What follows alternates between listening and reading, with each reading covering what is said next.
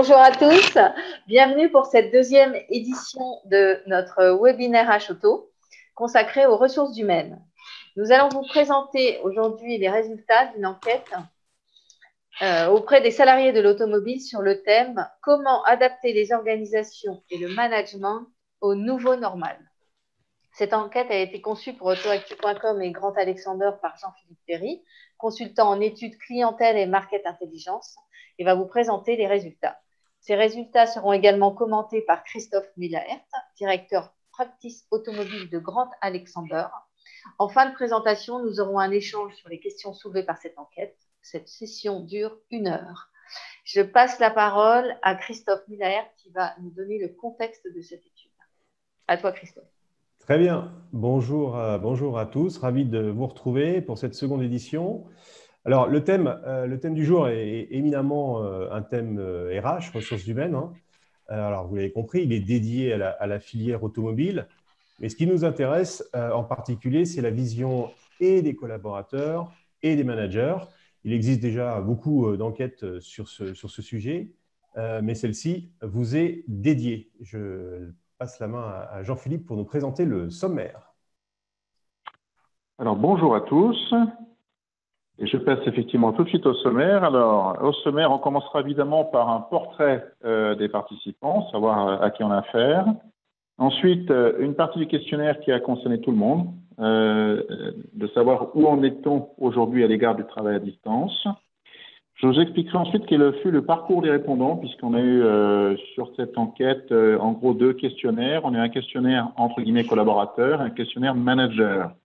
Alors, je le dis tout de suite, c'est en tant que collaborateur, en tant que manager, puisqu'un certain nombre de participants ont répondu aux 2 questionnaires, mais ça, je vous le détaillerai tout à l'heure.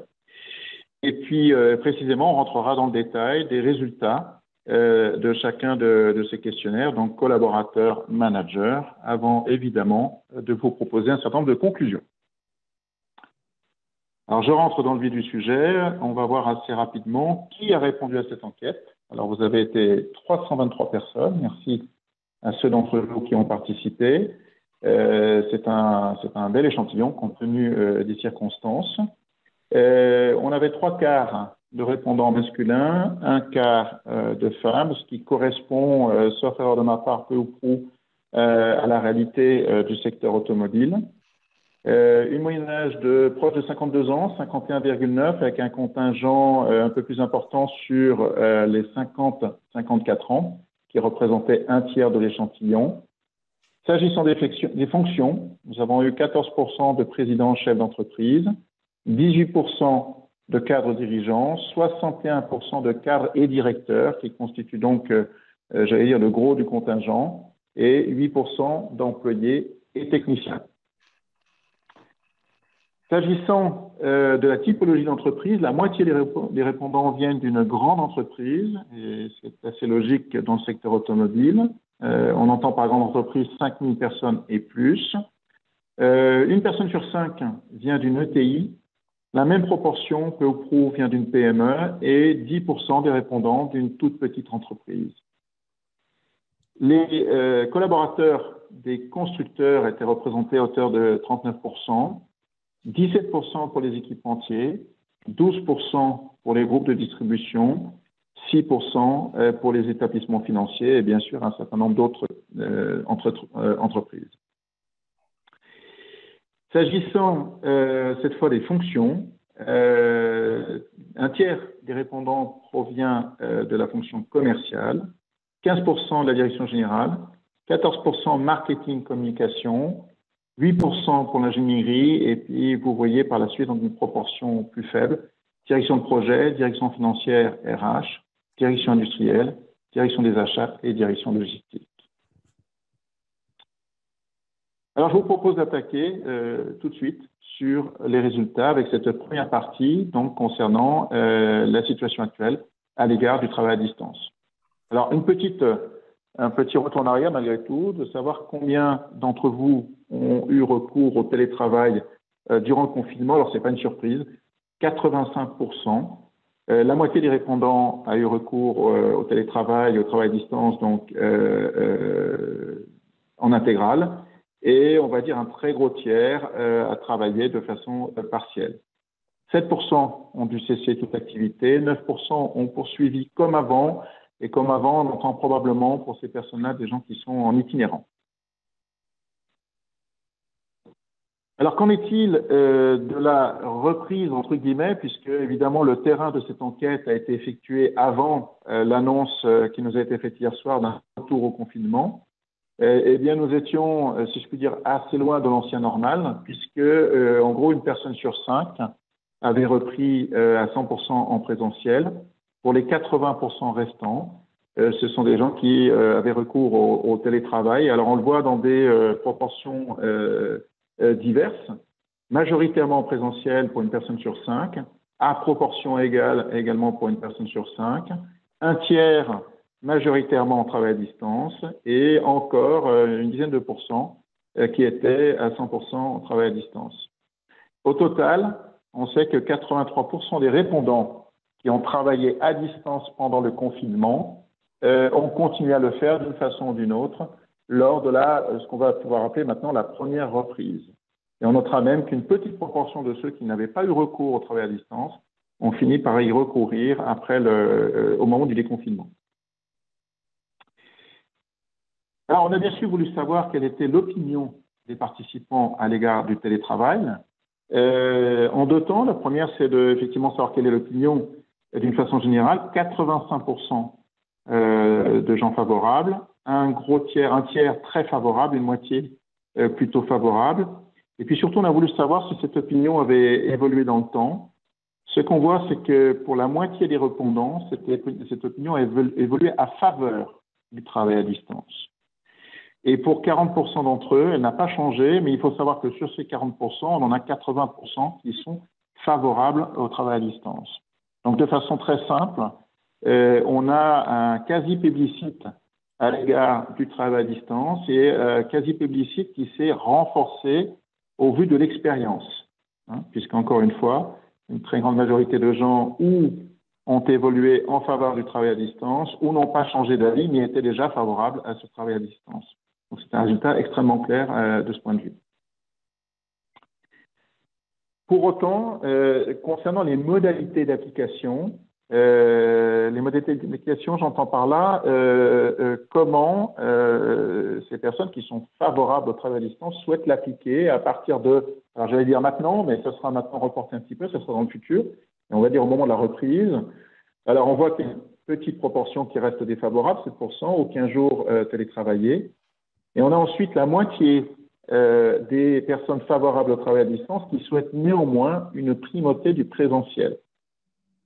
Et concernant les personnes qui souhaitent une primauté du travail à distance, c'est un tiers des répondants.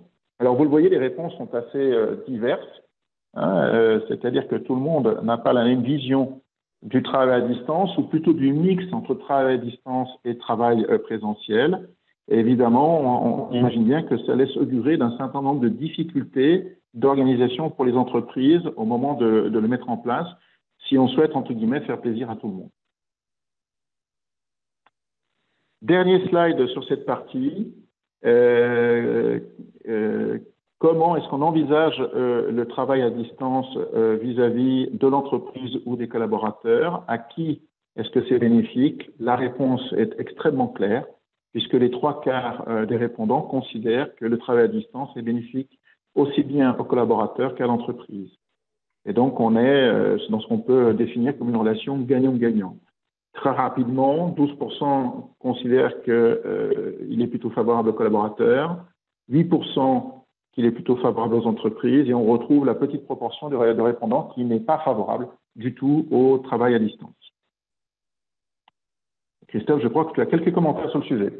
Oui, quelques commentaires en effet. Bon, comme on a pu le constater, le nouveau normal, il s'installe dans la durée et il est plébiscité.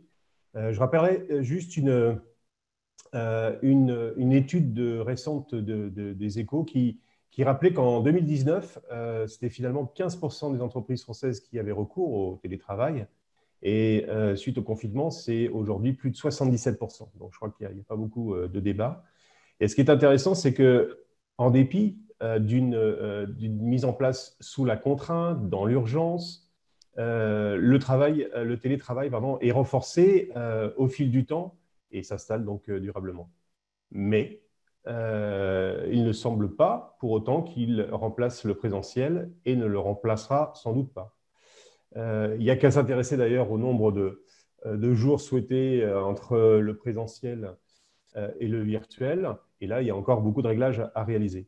Ce qui semble aujourd'hui une certitude, c'est que le 100% télétravail est utopique et n'est pas souhaité d'ailleurs. Autre point, donc un télétravail qui est perçu comme gagnant-gagnant pour la majorité des répondants, qu'ils soient managers ou qu'ils soient collaborateurs. Et donc, on va regarder, et je cède la parole à nouveau à Jean-Philippe, pour nous expliquer la méthode utilisée et voir la différence des réponses entre collaborateurs et managers. Merci Christophe. Donc effectivement, je vous le disais tout à l'heure, on a, alors, on va essayer, voilà, on a un parcours qui peut être différent pour les répondants sur cette étude. Donc, on vient de voir ce qui a constitué, dans le fond, le tronc commun de l'étude. À partir de maintenant, on a effectivement deux questionnaires. Donc, un questionnaire collaborateur et un questionnaire manager. Alors, une fois encore, j'insiste sur ce point. Quand je dis questionnaire collaborateur, c'est qu'on répond en tant que collaborateur. Questionnaire manager, on répond en tant que manager. Et vous allez voir qu'une bonne partie des répondants de l'étude ont répondu aux deux. Donc, on a demandé aux gens de faire en quelque sorte une gymnastique intellectuelle qui a bien fonctionné. Alors, comment ça se passe ? Évidemment, concernant les présidents et chefs d'entreprise, ce sont des personnes qui ont répondu directement au questionnaire manager. Mais pour le reste, qui constitue l'essentiel de l'échantillon, donc cadre dirigeant, cadre ou directeur, et employé ou technicien, toutes ces personnes ont répondu au questionnaire collaborateur. Ensuite, on a demandé, à la suite du questionnaire collaborateur, on a demandé à ces personnes si elles manageaient une équipe. Et là, vous avez la réponse sous les yeux. 59% d'entre eux managent une équipe. Et vous avez la répartition sur la taille des équipes à l'écran. Eh bien, ceux-ci ont répondu au questionnaire manager. Et ceux qui, bien sûr, ne managent pas d'équipe n'ont pas répondu et ont directement passé à la suite, donc qui est ce qu'on appelle le sociodémo, savoir les informations personnelles. Voilà donc pour l'articulation de cette enquête. Et je vous propose de passer tout de suite au questionnaire, donc à la perception des répondants en tant que collaborateurs. Alors, le premier point concerne les avantages liés au travail à distance. Alors, je précise une chose importante concernant la méthodologie de cette question. Vous savez, quand on parle d'études, on parle de méthodologie, et donc c'est important de souligner comment la question a été posée, surtout comment elle a été répondue. Si vous vous rappelez, pour ceux qui ont participé, on avait un certain nombre d'items qui étaient proposés. Donc, en l'occurrence, ici, sur cette question, un certain nombre d'avantages avec jusqu'à 3 réponses possibles. C'est-à-dire qu'on pouvait ne pas répondre. Il y avait un item, rien de tout cela, que je n'ai pas affiché, mais il était possible de ne pas répondre si on considérait qu'aucun des avantages cités n'était valable. Ou on pouvait répondre jusqu'à 3, donner jusqu'à 3 réponses. Donc, 1, 2 ou 3. Alors, ça vous explique deux choses. Ça vous explique d'abord, évidemment, que les pourcentages additionnés ne sont pas équivalents à 100%. Et surtout, une chose très, très importante à avoir en tête, les réponses avec de petits pourcentages. Je prends par exemple l'avant-dernier, en économie financière. Ça ne veut pas dire que ce n'est pas important. Ça veut dire que simplement que ce n'est pas dans les réponses les plus importantes. Donc, on n'est pas en train d'opposer ce qui est important et ce qui n'est pas important. On est simplement en train de montrer ce qui a été considéré comme étant le plus important. Voilà. J'insiste un petit peu sur ce point parce qu'on a beaucoup de questions sur ce modèle-là et c'est très important de l'avoir en tête. Et on verra que certains thèmes qui n'apparaissent pas sur certaines questions apparaissent sur d'autres questions. Alors, s'agissant de cette question-là, donc les avantages liés au travail à distance, la première réponse ne surprendra personne, mais elle est tout de même massive. Pour les 3/4 des répondants, le premier avantage du travail à distance, c'est évidemment une réduction, voire pas du tout, de déplacement. Ce n'est pas une surprise, mais en tout cas, c'est extrêmement souligné. La deuxième réponse concerne une productivité accrue. Donc là, je vous rappelle, ce sont les collaborateurs qui parlent, et donc eux considèrent que le télétravail ou le travail à distance leur permettent d'être plus productifs, ou du moins c'est le cas de 40% de ceux qui citent cette réponse parmi leurs priorités. Autre élément, et je vais grouper les deux réponses qui suivent, c'est une plus grande flexibilité dans mon organisation personnelle et un meilleur équilibre entre ma vie privée et ma vie personnelle. Donc là, il y a une question qui est liée à l'organisation, qu'il s'agisse de l'organisation du travail lui-même ou de l'articulation entre la vie privée et la vie personnelle. Alors, s'agissant de meilleur équilibre entre ma vie privée et ma vie personnelle, on peut la mettre en relation avec plus de temps disponible pour moi et ma famille, qui a été peu citée, mais qui est cohérent avec cette réponse-là. Simplement, je vous mets en garde sur le fait de ne pas additionner les deux, puisque ceux qui ont répondu au premier item ont également pu répondre au deuxième. Hein, donc, n'additionnez pas les deux pourcentages. Donc, c'est assez clair. Ah, une chose très, très importante que j'ai oubliée. Le cinquième, qui est très cité, la possibilité de travailler dans le calme. Alors moi, cette réponse m'a particulièrement interpellé. C'est 37% des répondants qui la citent, parce qu'on peut y voir une forme de critique implicite aux conditions de travail en présentiel, hein, et peut-être même en extrapolant un petit peu aux open space, par exemple. Donc ça, c'était s'agissant des avantages. On va parler maintenant des inconvénients qui sont liés au télétravail. Et c'est très important parce que je vous rappelle qu'on a affaire à des gens qui sont très majoritairement favorables au télétravail. Hein. Malgré tout, il y a des inconvénients. Et vous remarquerez tout de suite qu'on a une concentration de réponses sur 3 items, avec une première réponse extrêmement forte, extrêmement importante. C'est la question de la communication informelle. Et donc, le premier inconvénient, l'inconvénient le plus cité, et très largement par les 3/4 des répondants, c'est cette absence de communication informelle. On parle de quoi? On parle des rencontres et des discussions autour de la machine à café. On parle des discussions au restaurant, et puis de toutes celles qui, effectivement, se situent dans un cadre informel. Et on verra par la suite que ça réapparaît à plusieurs moments dans l'étude. Le deuxième élément, qui est également très cité, puisqu'il concerne la moitié des répondants, c'est une communication réduite avec les autres services. Alors là, c'est aussi un sujet qu'on va voir réapparaître à plusieurs moments, qui peut être celui du travail en silo, hein, c'est-à-dire le risque d'une réapparition ou, en quelque sorte, une amplification du travail en silo.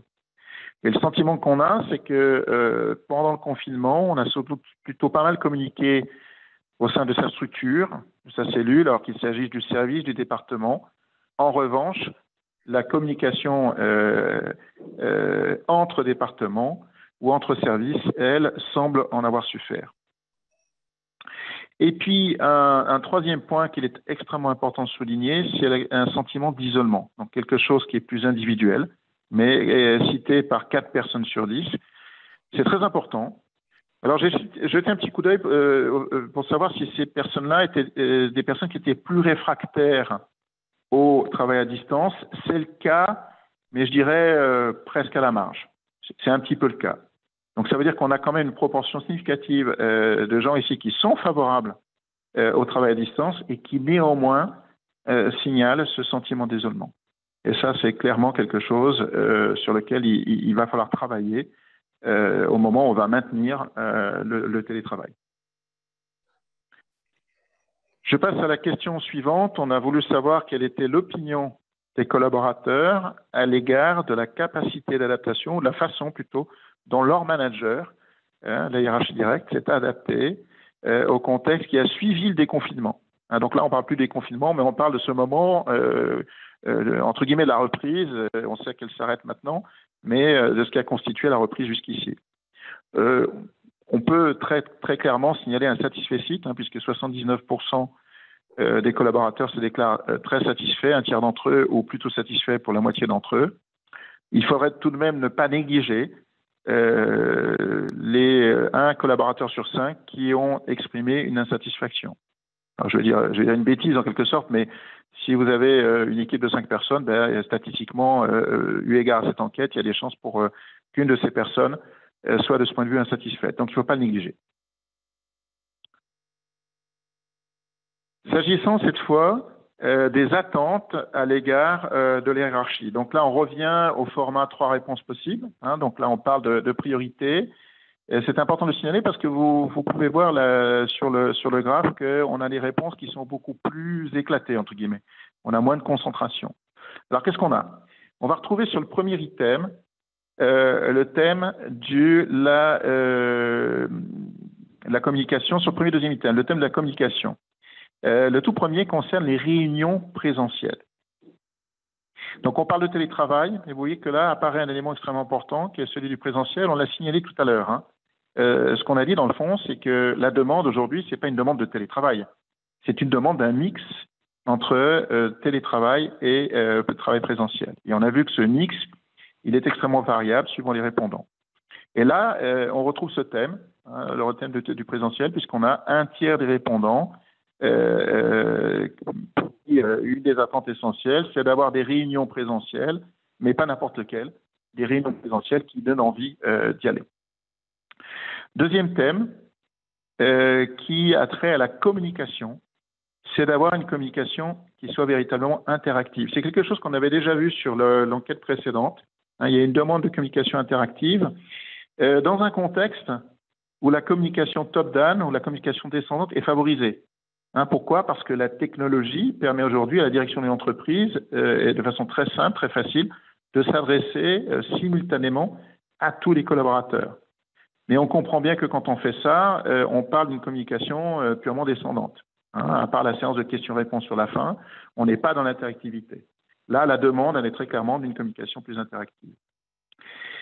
Toujours un tiers des répondants sur un sujet différent, qui est un sujet concernant la reconnaissance des efforts, et je dirais même des résultats, dans ce nouveau contexte, aussi bien en présentiel qu'à distance. Et vous verrez que c'est un thème qui réapparaît, cette question de reconnaître mes efforts, reconnaître ma contribution, et aussi comment le faire. Toujours un tiers des répondants sur un thème. Alors, vous voyez ce que je vous disais tout à l'heure sur la question méthodologique, où certaines priorités peuvent ne pas apparaître sur une question et apparaître sur une autre. C'est le cas ici. Hein. La question des moyens matériels, on l'avait cité sur les inconvénients liés au télétravail, peu cité. En revanche, ici, s'agissant de demandes, il y a une demande très clairement d'une aide de l'entreprise pour favoriser la distance sur les questions matérielles. Hein. Alors, ça peut se comprendre. Ça peut se comprendre pourquoi? Parce que le confinement s'est installé, il a fallu s'organiser très rapidement hein, sous la contrainte. Et donc, on a fait, entre guillemets, avec les moyens du bord, on s'est adapté. En revanche, une fois qu'on pérennise ce travail à distance, eh bien, on va demander des conditions plus favorables, on va demander surtout une contribution de l'entreprise à cet égard. Je vais citer encore deux items qui concernent une personne sur 5. Le premier item, c'est être disponible quand j'ai besoin de support. Donc là, une demande de la part des collaborateurs qui, encore une fois, s'exprime à l'égard des hiérarchies directes, eh bien, de pouvoir répondre quand on en a besoin. Et puis, quelque chose qui a trait à nouveau aux réunions, hein, et aux réunions aussi bien présentielles qu'à distance, c'est de s'assurer que tout le monde puisse s'exprimer. Et ça, c'est un point, c'est probablement un sujet d'ailleurs qui n'est pas nouveau, hein, qui n'est pas propre à la situation qu'on connaît aujourd'hui, mais en tout cas qui ne perd pas d'importance dans ce nouveau contexte. Je passe ensuite à un autre type de question. La méthodologie là est différente. Ça concerne le travail à distance en général, mais là, la question était un peu différente. Là, vous avez une série d'affirmations. On a posé un certain nombre d'affirmations. Par exemple, la première, je dispose d'un espace dédié et confortable pour travailler à domicile. Et il s'agissait de répondre pour chacune de ces affirmations en disant si on est d'accord ou pas et à quel degré. Donc, en l'occurrence, c'était tout à fait d'accord, plutôt d'accord, plutôt pas d'accord, pas d'accord du tout. Donc là, en l'occurrence, les codes couleurs correspondent à ces réponses. Hein. C'est tout à fait d'accord vert sombre, plutôt d'accord vert pâle, plutôt pas d'accord en orange et pas d'accord du tout en rouge. Alors, le thème général de ces questions-là, encore une fois, c'était le travail à distance. Et si vous regardez très rapidement hein, les codes couleurs, en vert, on peut le dire, un satisfecit assez généralisé, ce qui n'est pas étonnant dans la mesure où 85% des répondants sont favorables au travail à distance. Ce satisfecit, il s'exprime particulièrement sur 2 points. Sur le tout premier item en haut, je dispose d'un espace dédié et confortable pour travailler à domicile.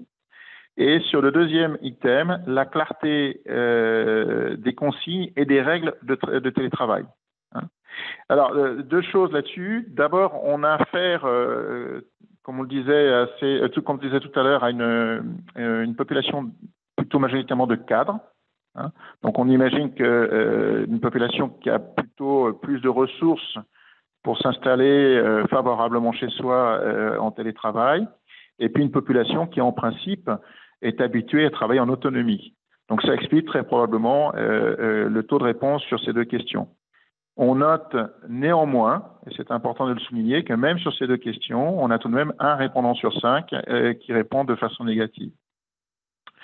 Et puis, je voudrais également souligner ce qu'on peut considérer comme des sujets d'alerte. Encore une fois, on est sur des réponses majoritairement positives, mais il y a des réponses sur lesquelles on a un peu plus de taux de genre négatif, entre guillemets, qui est une réponse négative. Alors, le premier point concerne le fait que le travail à distance ne génère pas nécessairement moins de fatigue. Vous voyez, c'est le 4e item. Je suis moins fatigué à l'issue d'une semaine en télétravail qu'en présentiel. Et là, vous avez quand même 40% des gens qui vous disent « je suis pas d'accord ». Donc, autrement dit, je suis aussi fatigué, voire plus, en présentiel. Alors là, il y a un élément explicatif qui est relativement clair, qui n'est pas unique, mais relativement clair. C'est le fait d'avoir des enfants ou pas à la maison. Donc, quand vous avez les enfants à la maison, le taux de réponse de ce point de vue est plus important, 61% de réponses négatives par rapport aux 39% que vous avez sous les yeux en général. Donc ça, c'est important de le signaler. Le fait d'avoir des enfants à la maison, ça crée effectivement une contrainte et plus de fatigue. Le deuxième élément, c'est la difficulté à établir une limite entre vie professionnelle et vie personnelle. Et c'est l'item qui vient juste après. Donc là, vous avez 60% des gens qui considèrent qu'ils le font facilement. Et vous avez quand même 40% des gens qui expliquent qu'ils ont une certaine difficulté à établir cette limite. Et là, pour le coup, le fait d'avoir des enfants ou pas n'influe pas. On a exactement le même taux de réponse pour les gens qui ont ou qui n'ont pas d'enfants. Donc, on dira que c'est probablement d'un autre ordre. Autre élément important à souligner, la fréquence des contacts entre collaborateurs. Donc là, c'est le 3e item. Vous avez tout de même, on va dire, entre 1/4 et 1/3 des répondants qui se déclarent insatisfaits sur ce sujet. Et puis, dernier point, et ça c'est effectivement le dernier item tout en bas, l'adaptation de l'entreprise au nouveau contexte, plutôt une satisfaction générale, mais on a quand même un gros quart des répondants qui expriment une insatisfaction. Et ça c'est important de le souligner parce qu'évidemment, ça peut être extrêmement variable en fonction de l'entreprise. Donc c'est un point également à ne pas perdre de vue. Dernière question concernant donc les collaborateurs et question qui traite spécifiquement de la relation au manager et on est dans la même méthodologie que précédemment. Alors j'attire juste votre attention sur les 2 derniers items où j'ai inversé les codes couleurs parce que la question est inversée. Donc j'ai voulu mettre en positif, en quelque sorte, ce qui est en vert, donc ce qui est en positif, et en rouge-orange, ce qui est en négatif. Mais je vais y revenir. Bon, ce qu'on observe très rapidement, c'est un peu le même phénomène que sur la question antérieure, c'est-à-dire plutôt un satisfecit. Et ce satisfecit, il va concerner plus particulièrement la confiance accordée par le manager et le fait de se sentir à l'aise quand on communique avec son manager à distance, c'est-à-dire par vidéo. Donc, ce sont les deux items sur lesquels on a les taux de réponse positive les plus élevés.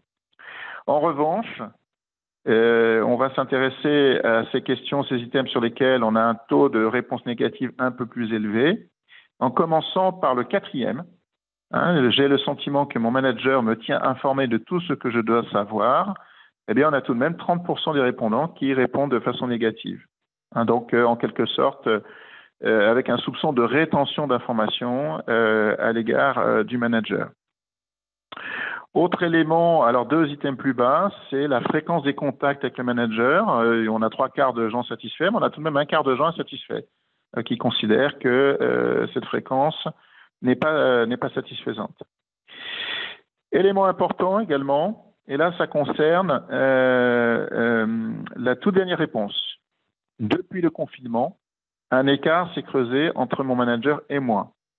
La réponse négative, entre guillemets, devient positive. C'est pour ça que j'ai inversé les codes couleurs. Hein. Pour être clair, vous avez 75% des gens, je ne dis pas de bêtises, si j'ai une bêtise, c'est 79%, autant pour moi.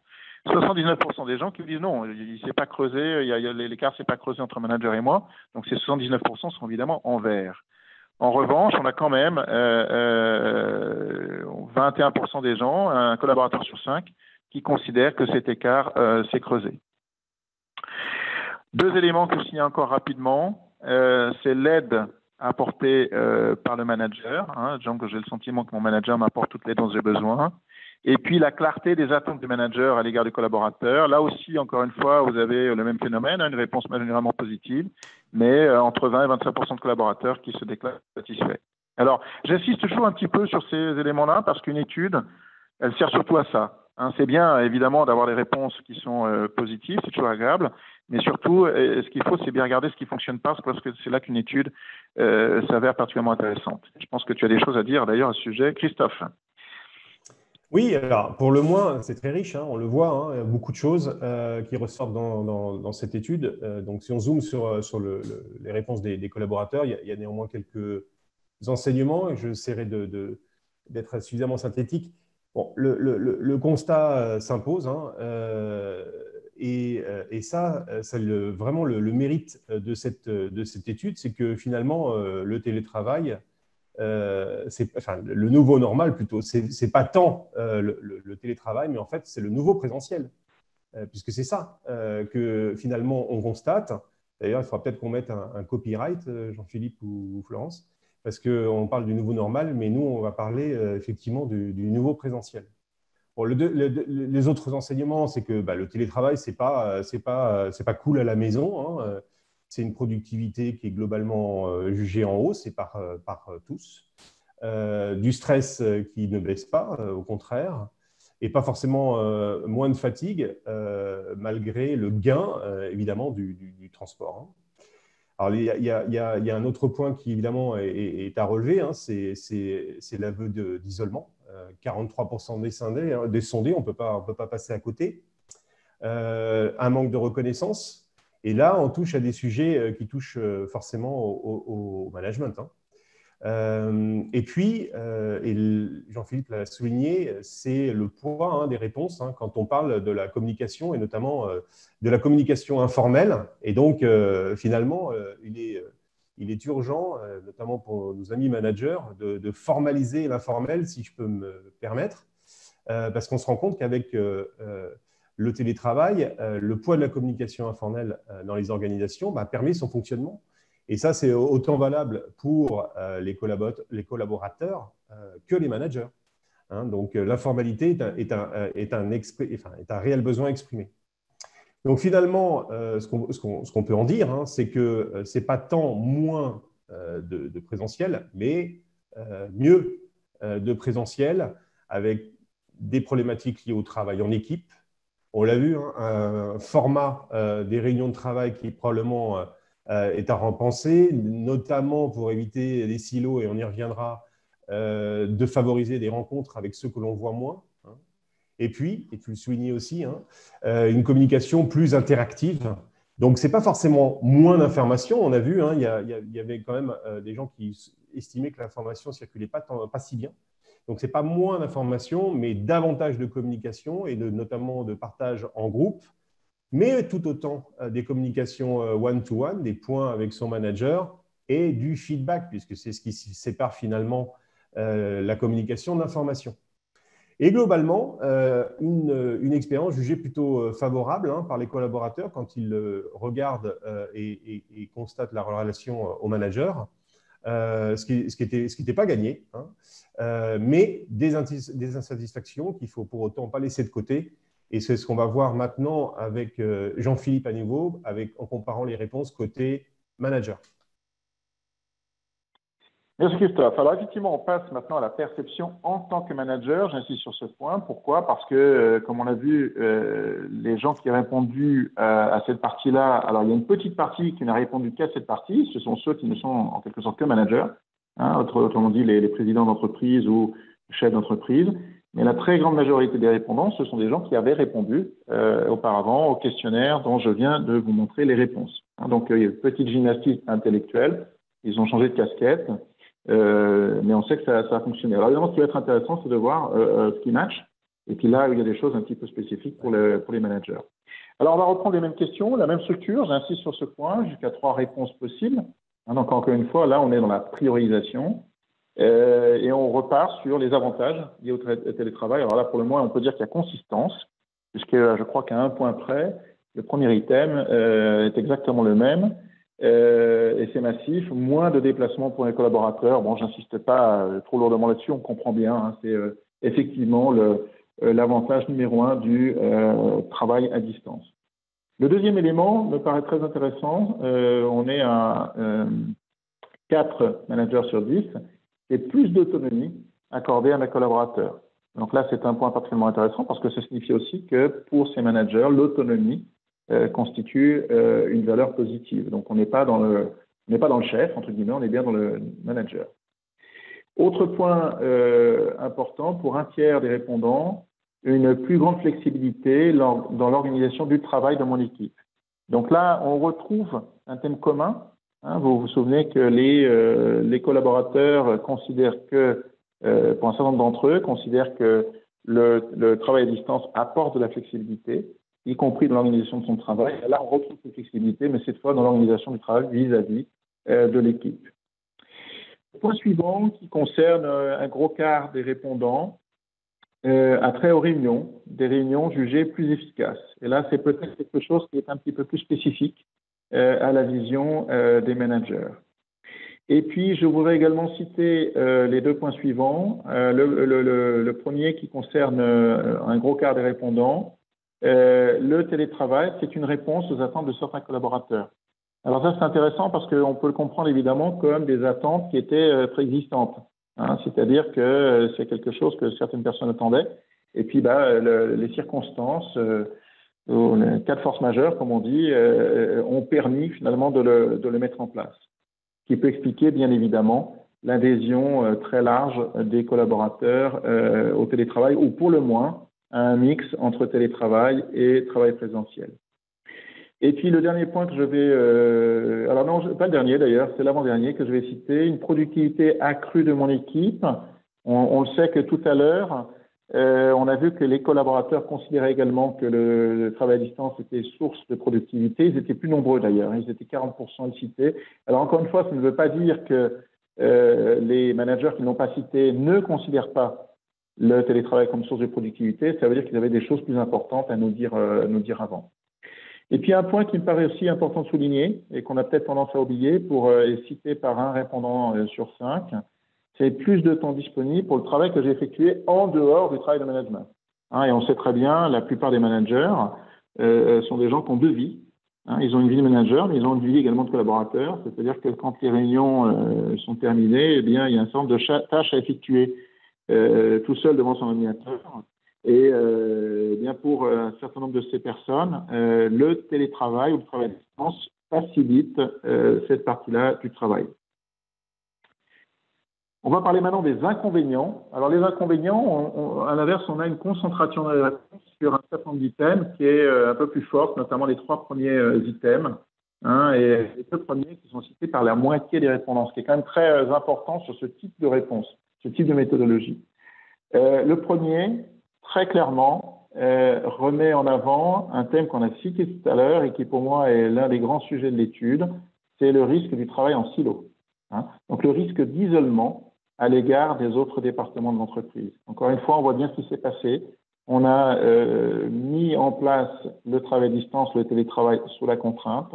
Ça s'est plutôt bien passé au sein de la cellule, du département, de la direction, du service. En revanche, il s'est produit un éloignement à l'égard des autres structures d'entreprise. Et donc ça, c'est perçu très clairement comme un risque. Et il faut en tenir compte. Deuxième élément cité là aussi très fortement par la moitié des répondants, et c'est un sujet très important, c'est le risque de perte de cohésion de l'équipe. Et ça, c'est un sujet qu'on va voir revenir très vite dans les 2 slides qui suivent. Également signalé dans une proportion un peu moindre, mais tout de même par un répondant sur 5, une difficulté à organiser le travail de l'équipe entre le présentiel et le virtuel. Et puis très rapidement, je cite également une difficulté accrue à évaluer la performance de mes collaborateurs ou collaboratrices. C'est quelque chose, on a vu un petit peu apparaître tout à l'heure, on va le voir revenir.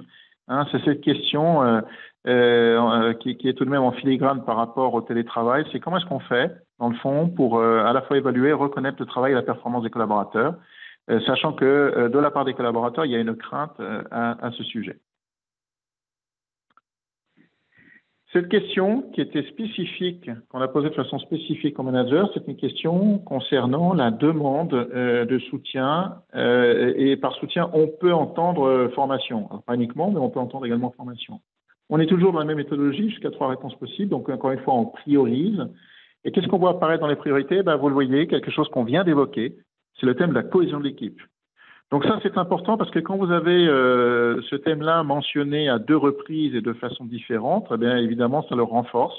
Donc il y a très très clairement un sujet autour de la cohésion de l'équipe qu'on voit apparaître ici. Et je dirais que l'item qui vient juste derrière, qui concerne 1/3 des répondants, alors c'est un item qui apparaît ici parce qu'on n'a pas mentionné dans les questions, on n'a pas mentionné comme choix avant, hein, mais c'est un item important, c'est la question de maintenir la culture d'entreprise au sein de l'équipe.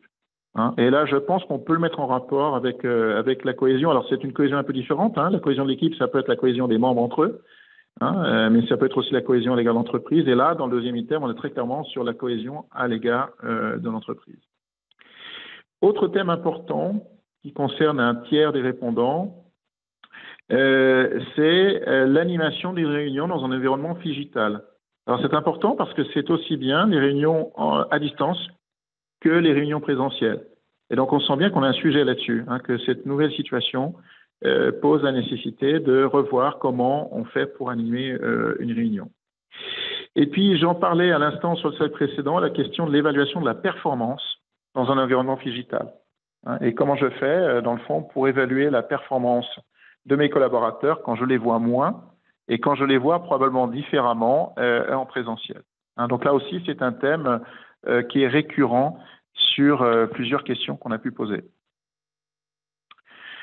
Autre question, toujours suivant la même méthodologie, mais question cette fois des priorités personnelles. Là, on demande au manager quelles sont ses priorités pour mieux appréhender le nouveau normal. Donc cette fois, ce n'est pas une demande d'appui, mais c'est la démarche du manager à l'égard du nouveau contexte. Et vous voyez, le premier thème est intéressant parce que c'est un thème qu'on a déjà évoqué, c'est le thème de la communication informelle. Hein. C'est organiser des rencontres informelles avec mon équipe. Et ça, pour moi, c'est un des grands enseignements de l'étude, hein, c'est l'importance donnée à la communication informelle. Et là, on se retrouve en quelque sorte avec une espèce de paradoxe qui consiste à formaliser l'informel. Hein, comment est-ce que je fais pour organiser l'informel, pour retrouver l'informel dans un environnement où toute une partie du travail se fait à distance. Le deuxième item qui est cité peu ou prou dans la même proportion, là il est un petit peu, alors pas à l'inverse, mais il est sur l'autre bout de l'échelle. On est cette fois dans la communication interpersonnelle. Hein. C'est-à-dire qu'en même temps que je dois organiser des réunions informelles avec mon équipe, il faut aussi que je fasse un point en one-to-one. Hein, ou en face à face pour parler français. Hein, donc, faire le point individuellement avec chacun de mes collaborateurs. Autre élément fortement cité par un gros tiers des répondants, c'est revoir l'organisation du travail en fonction du nouveau contexte. Donc, on sent bien ici que ce contexte-là bouleverse l'organisation et qu'il va falloir la revoir. Je saute d'ailleurs, je fais un saut, je reviendrai après sur le quatrième item, et je vais directement au cinquième parce que c'est en rapport. C'est définir en commun avec mon équipe une étiquette du travail à distance. Alors ça, c'est très intéressant, hein, ça veut dire que cette étiquette, elle n'existe pas forcément. Hein, encore une fois, le travail à distance s'est mis en place sous la contrainte. Il a fallu avant tout le permettre qu'il existe, et on a vu que ça s'est plutôt bien produit, mais ça ne veut pas dire pour autant qu'on sait encore tout à fait comment se comporter dans cet univers-là. Et ce qui est très important, c'est le définir en commun. Hein. Ici, il ne s'agit pas de dire que l'entreprise définit le code de conduite, il s'agit de dire que le manager le définit en commun avec son équipe. Et donc, encore une fois, évidemment, c'est en rapport avec l'item cité précédemment de revoir l'organisation du travail en fonction du présentiel et du virtuel. Je reviens au 4e item qui concerne, là encore une fois, un tiers des répondants. Reconnaître les efforts et la performance davantage qu'avant le nouveau normal. Alors, on l'a vu, hein, c'est un thème qui est récurrent, c'est le thème de l'évaluation et de la reconnaissance de la performance et des résultats. Et ce qui est important ici, hein, ce qui apporte une dimension supplémentaire, c'est qu'on est en train de dire qu'il faut le reconnaître davantage qu'avant. Hein, c'est-à-dire que le nouveau contexte, avec des moments importants où on ne se voit pas, où on n'est pas en contact, suppose qu'on fasse un effort particulier sur ce thème. Et puis, avant de terminer sur ce slide, je vais citer ce point-là qui est important. Un manager sur 5 évoque le fait de revoir ses pratiques managériales en fonction du nouveau contexte. Je considère que c'est une réponse assez importante parce que c'est une forme de remise en cause. Hein, évidemment, c'est plus difficile de répondre favorablement quand il s'agit de se remettre en cause. Je passe au slide suivant, qui est le dernier slide de cette partie, et on revient à la méthodologie qu'on a pu voir tout à l'heure, hein, où il s'agit d'être en accord ou non avec les propositions qui sont faites, donc tout à fait d'accord, plus ou moins d'accord, plutôt d'accord, plutôt pas d'accord, ou pas d'accord du tout. Alors, on va retrouver un petit peu le même constat, et peut-être encore plus fort, un satisfecit assez important des managers en ce qui concerne la relation avec leur équipe, avec leurs collaborateurs. Hein. Ce satisfecit, il s'exprime encore plus fortement s'agissant de la confiance et s'agissant des attentes du manager à l'égard des collaborateurs concernant le daily business, hein, concernant les tâches au quotidien. Ça tombe bien parce que ce sont exactement les deux items qu'on a trouvés tout à l'heure de la part des collaborateurs. En revanche, 2 points à signaler, et il y en a un qui concerne, je vous invite à regarder tout de suite le dernier item tout en bas, alors qui est inversé. Hein. Il faut redonner du sens aux réunions présentielles. Et regardez un peu la réponse, elle est tout à fait écrasante. Hein. Une très grande majorité de managers considèrent qu'il faut redonner du sens aux réunions présentielles. On est dans ce qui constitue sans doute le thème central des résultats de cette étude, ce qu'on a appelé entre nous, effectivement, le nouveau présentiel. Et puis, un point qui me paraît important de signaler, c'est ce qui concerne la motivation. Et c'est là où on va trouver un petit peu plus, entre guillemets, de rouge et d'orange de la part des managers. C'est peut-être, pour un quart d'entre eux, une crainte à l'égard d'une possible baisse de motivation de leurs collaborateurs dans le contexte digital. Et Christophe, je te laisse la parole. Bien. Alors, moi, ce que je retiens, et encore une fois, c'est assez riche, hein. Si on regarde du côté du constat partagé, effectivement, le sentiment d'isolement, la pratique en silo sont mentionnés, hein, et on comprend que le premier interlocuteur du collaborateur, c'est son manager, hein, ou les membres de son équipe, et il reste pas mal de choses à faire autour. Le besoin informel qu'on a déjà mentionné, l'interactivité de la communication, le travail en équipe. Je vais m'attarder peut-être un peu plus sur les besoins spécifiques, notamment ce qui est exprimé sur le risque de perte de cohésion, et c'est pas rien. Et là, on sent que c'est un besoin exprimé pour lequel on n'a pas forcément toujours les réponses. Les modes collaboratifs, l'animation des réunions. Et d'ailleurs, ça fait écho à 2 études, je pense à une des échos, justement, qui citait le maintien de la culture comme un des enjeux majeurs du nouveau normal, la multiplication des silos aussi, et puis la cohésion. Donc, c'est finalement assez en ligne. La NDRH, sur une autre étude, reprenait d'ailleurs à peu près les mêmes constats, en rajoutant l'équité, ce qui est pas évidemment inintéressant, parce que tout le monde ne bénéficie pas du télétravail. Le sentiment que ça laisse, c'est que finalement, on s'est plus attardé à s'intéresser à ce que les collaborateurs vivaient et comment déterminer les modalités autour du télétravail. Et moi, je dirais que la nature ayant horreur du vide, hein, les managers sont finalement invités à reprendre un peu la main. Et en redonnant en particulier du sens, c'est aussi un item qui revient souvent dans les études que l'on peut voir, hein, du sens au travail et principalement à repenser les modes collaboratifs, ce qui fait que le rôle d'animateur et d'animateur en présentiel en particulier est renforcé. Parce que finalement, on constate une perte de repères, ce qui est logique, hein, perte de l'unité de temps, perte de l'unité de lieu, et puis un sentiment d'isolement, on l'a vu. Alors, si je reprends les chiffres que j'ai notés, 36% des managers vis-à-vis de leurs collaborateurs et 13% des collaborateurs vis-à-vis de leurs managers. Alors que les besoins exprimés de faire de l'informel et de revoir les membres de l'organisation sont cités à 77%. Ça, c'est un petit décalage intéressant.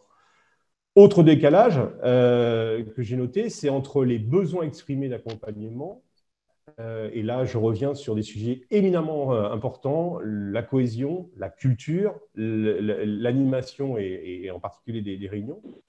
Et encore une fois, ce n'est pas rien, hein, quand on cite la culture organisationnelle comme un point important pour les managers, ce n'est pas rien parce que c'est un sujet qui a plutôt été mis de côté ces dernières années.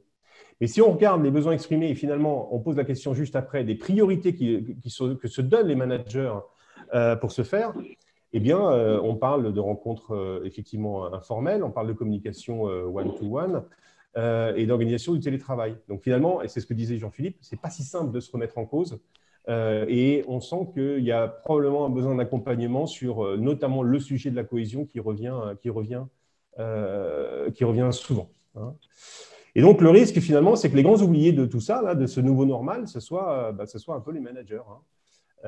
Et ils sont seulement, entre guillemets, 22% à avouer, à éprouver des difficultés à organiser le nouveau normal, et on comprend, hein, sachant que c'est peut-être pas une si mauvaise idée, du coup, que d'échanger dans les organisations sur ces sujets qui sont éminemment impliquants, hein, et nécessitent une certaine remise en cause qui n'est pas toujours simple. Bon, on le voit, hein, un rôle du manager qui évolue avec évidemment une partie plus importante liée à l'animation, à la coordination, à la planification, parce qu'il faut organiser ce qui se fait finalement face à son écran à domicile ou pas, et puis le reste. Et là, on touche aux soft skills, hein, on touche au savoir-être. C'est donc bien la posture, hein, que ça concerne. Et on pense forcément à la posture du manager serviciel. Je citerai juste, pour mémoire, un résultat de l'étude de la NDRH du mois de septembre, fin septembre. 67% des DRH pensent qu'il est indispensable d'accompagner les managers dans cette transformation des modes collaboratifs. Et effectivement, je suis tout à fait aligné avec ça. L'étude le confirme d'ailleurs, hein, il y a un vrai besoin d'accompagnement, même si aujourd'hui, il n'est pas mis dans les priorités, et pourtant. Il nous reste presque plus de temps, donc si tu peux conclure sur… Oui, on va aller très vite. Pour garder alors, un peu de temps pour les questions. Et juste, oui. si les participants veulent poser des questions, vous pouvez les poser par écrit. Voilà. Allez, Jean-Philippe, à toi. Oui, je vais aller très vite. Ici, je vous ai mis plutôt des morceaux choisis, une conclusion très formelle, très rapidement. 3/4 des répondants, on l'a vu, considèrent le travail à distance comme bénéfique à la fois pour les collaborateurs et pour l'entreprise. 8 collaborateurs sur 10 désignent l'absence de rencontres informelles avec leurs collègues comme étant le principal inconvénient du télétravail, et c'est également le cas des managers. 4 répondants sur 10 parlent de l'isolement provoqué par le télétravail, et on sait que les managers ressentent cet isolement à l'égard de leur équipe. 9 managers sur 10, on l'a vu, et considèrent qu'il faut redonner du temps sur une présentielle. Je ne m'attarde pas là-dessus, c'est ce qu'on appelle le nouveau présentiel, qui constitue pour moi les résultats essentiels de cette étude. La moitié des répondants, aussi bien en tant que collaborateur qu'en tant que manager, soulignent un risque de retour du travail en silo ou d'une accentuation du travail en silo. Et enfin, pour la moitié des managers, il y a une préoccupation très forte concernant la cohésion de l'équipe, préoccupation qui justifie une demande de soutien, de formation de leur part. Et Christophe, je te laisse la main pour les dernières conclusions. Alors, très rapidement, hein, les conclusions qui s'imposent, c'est que le télétravail, finalement, il questionne le présentiel. Hein. Même si c'est une excellente solution dans le contexte, l'enjeu, il est bien dans le présentiel. La légitimité du manager a été remise un peu en cause, hein, et je vous propose très rapidement de regarder le triangle là, quand on essaie de définir finalement la légitimité d'un manager. Il est souvent intéressant de s'attarder aux trois piliers qui la composent, hein, la crédibilité, qui est plutôt liée au savoir, au savoir-faire, l'objectivité, qui est plutôt liée au savoir-être, comment il délègue, comment il décide, etc. Et puis, le troisième qui est lié aux interpersonal skills, hein, comme disent les Anglais, et comment finalement on crée la confiance. Ce qui est certain, et même si ce n'est pas nouveau, c'est que le nouveau normal fait glisser la légitimité du manager vers plus le recours des soft skills que du savoir et du savoir-faire. Ça, c'est un point. Ce qui veut dire aussi que c'est probablement un sujet à travailler dans les organisations. Ce qu'on constate aussi, c'est qu'effectivement, la priorité du nouveau normal, c'est l'humain et pas les process. Les process ont été mis un peu en place, entre guillemets, en urgence. Il y a un peu de fine-tuning, mais finalement, c'est quand même là que ça se passe. Je disais, il y a peu de temps dans les Échos, un article et notamment un commentaire de Charles-Henri Besser-Desmorts, le président de la GCRH, qui disait « Sans une refonte du management, ce n'est pas du télétravail, mais du contrôle à distance. » Et ce n'est pas ça le sujet.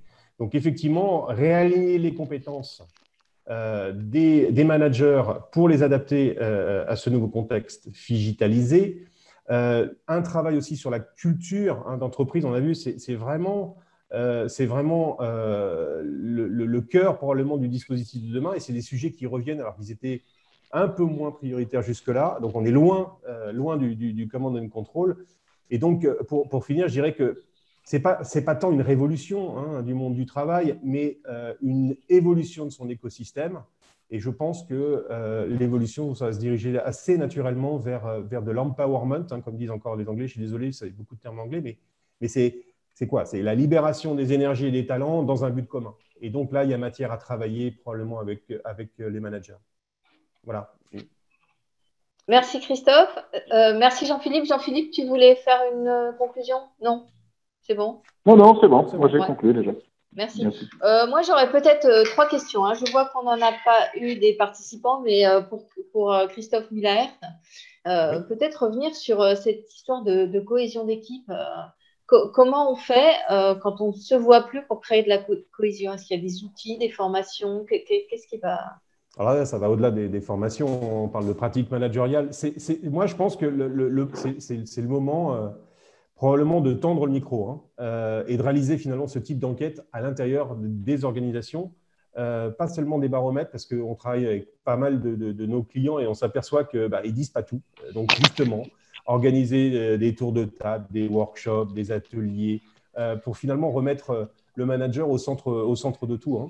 Voir en fait les écarts qu'on peut noter sur les pratiques ou les modèles managériaux d'hier et de demain, notamment sur le volet de la communication interactive, sur comment on évite les silos, parce que forcément, tout le monde se retranche ou se replie un peu sur lui-même. Des postures, donc là encore, ça va au-delà d'une formation. C'est vraiment un travail sur les soft skills, comme on dit, la bienveillance, le courage. Donc, probablement un moment intéressant pour voir ce qui était important hier, ce qui sera important aujourd'hui et demain, mesurer les écarts pour pouvoir en particulier accompagner les ressources humaines et les directions générales sur les plans d'action à mettre en place. Et alors, dernière question, parce que je vois qu'on n'a plus de temps. Comment on fait pour intégrer un collaborateur dans ce contexte où on n'a plus d'équipe à intégrer, une équipe virtuelle? Moi, je dirais deux choses. La première, il faut créer les conditions de l'intégration des nouveaux dans l'organisation. Imaginez pour un jeune, ou moins jeune d'ailleurs, qui rejoint une organisation dans un contexte comme celui qui va commencer ce soir. C'est loin d'être évident, c'est sûr. Et puis finalement, la conclusion, c'est que tout nous ramène au présentiel. C'est encore une fois dans le présentiel que l'intégration va pouvoir se faire, que l'animation des managers est attendue. parce que sinon, effectivement, l'intégration, en particulier des générations qui nous succèdent, eh bien, ça va être compliqué. Ouais. Donc, oui, le sujet est pas simple à gérer, mais encore une fois, c'est dans le présentiel et dans l'informel et dans l'animation de celui-ci qu'on trouvera des solutions. Ouais, je pense. Ok, donc c'est l'heure. Merci Jean-Philippe Théry, merci Christophe Muller, merci à nos participants de nous avoir suivis. Je vous donne rendez-vous en 2021 puisque après ces résultats, on a décidé de refaire une suite à ce webinaire H-Auto, donc un numéro 3. Et dans la lignée de ce qu'on a découvert avec cette enquête sur les enjeux du nouveau présentiel. Donc, merci à tous. Et la date que nous avons retenue, c'est le 10 février prochain, en 2021. Ouais, les enjeux du nouveau présentiel. On va le copyrighter, celui-là. Et d'ici là, bon confinement et puis joyeux Noël peut-être. On peut aussi se le souhaiter. Merci à bientôt. Au revoir. À bientôt. Au revoir. À bientôt. Au revoir.